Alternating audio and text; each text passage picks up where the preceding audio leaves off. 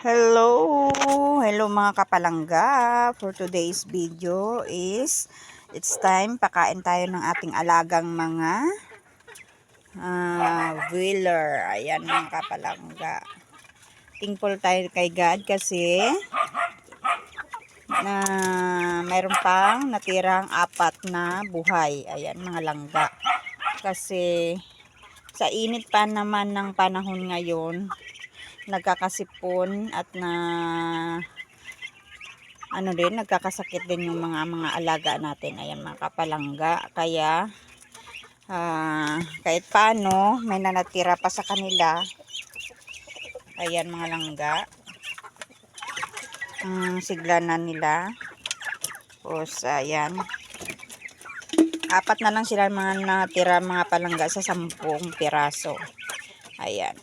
So ang bawat